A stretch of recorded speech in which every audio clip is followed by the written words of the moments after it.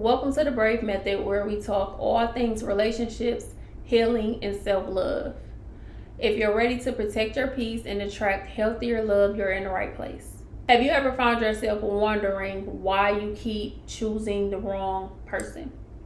Why do you keep falling for people who seem perfect at first, only to end up breaking our heart? You see the signs, but somehow you still end up hurt.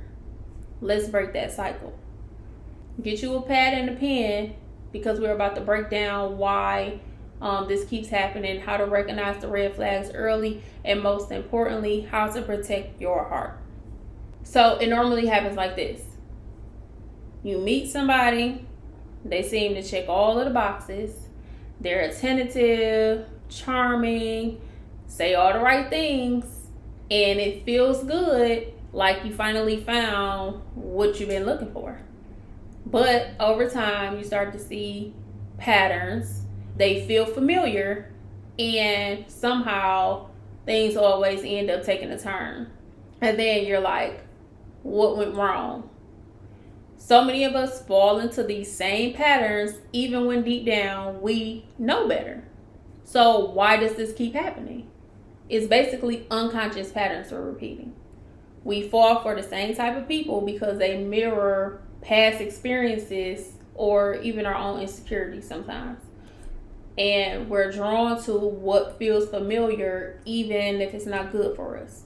And while these patterns can be hard to see when we're in a moment, the truth is there are usually red flags early on that we miss or we ignore because we like the person so much. If you recognize these red flags early, that's going to be the first step to breaking the cycle so we can stop ending up in the same situations. So let's get into it.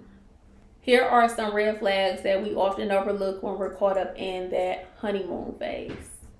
Number 1 is going to be love bombing.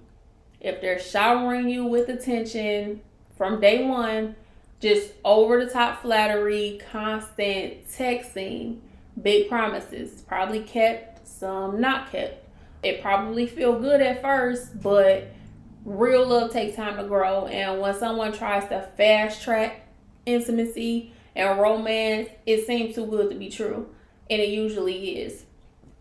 It's more about control than connection, because a healthy relationship is going to take time to build. It's not going to explode overnight. Number 2, controlling behavior disguised as caring. If someone always wants to know where you at, what you doing, who you with, who you doing it with, it might seem sweet a little bit. That's crazy. But when you start to feel like you can't breathe or like you constantly reporting, it's a red flag, because real love is going to respect your freedom, and trust is going to be built on freedom, not surveillance. So, but don't get me wrong, they can ask, and like, it's okay to ask, but when it becomes possessive, that's the problem. Number 3, inconsistent communication. The hot and cold behavior, no, red flag. If somebody is all in day one and then the next day they're a ghost, it's a sign that they're probably not emotionally available. You're not supposed to feel like you're on a roller coaster. So, number 4, gaslighting. This is when somebody makes you doubt your own feelings or reality, making you feel like you're too sensitive, you're overreacting. Take note. Somebody constantly downplaying your feelings, it's a sign that they're not respecting you. Now that we know what to watch out for, let's talk about setting boundaries to protect ourselves from these type of relationships.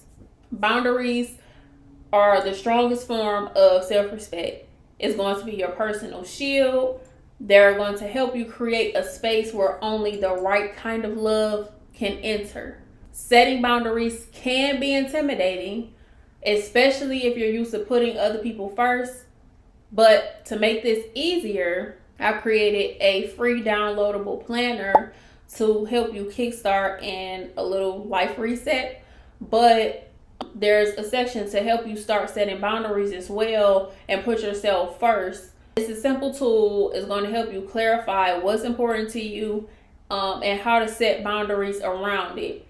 and you'll find that link in the description. So definitely check it out if you're ready to get serious about maintaining better relationships, and not just romantic relationships, family relationships, friendships, everything. Here's how to start setting boundaries that stick. Number 1, define your non-negotiables. I need you to get that notebook, write this down. I need you to ask yourself, what values and needs are most important in a relationship? Is it respect?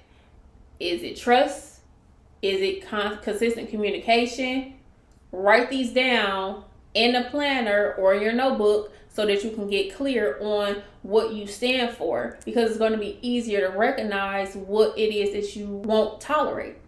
Number 2, practice saying no. Saying no is going to be one of the most powerful ways to protect your peace. And if something doesn't sit right with you, you don't owe anybody a long explanation about why. A simple, I'm not comfortable with that, is enough. Your boundaries should not be up for negotiation. And if you have to say no without being sorry for saying no. You have to say no without an apology. My workbook, Crystal's Method for Healing After the Storm, it's a survivor's workbook and journal, releasing on Black Friday, November 29th. This workbook is designed for those ready to rebuild after domestic abuse or deep-seated trauma, with exercises that focuses on personal growth, healing from the past. There's also more extensive exercises and education on setting boundaries, like the ones that are in the free planner, but they're more extensive. So if you're interested, you could check out the unboxing and my previously uploaded video to get a sneak peek of what's inside of that journal. And I'll link that below for you to watch next.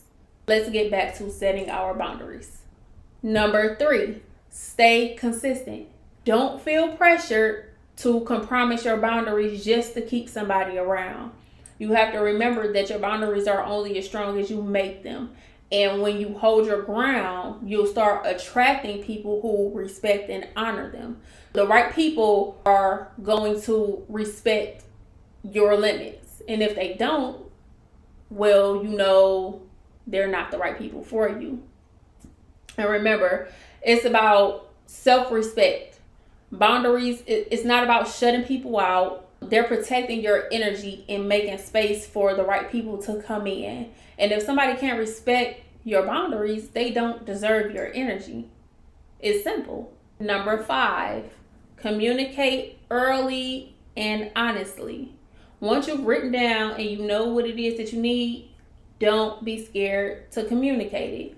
A simple conversation can set the entire tone for a relationship.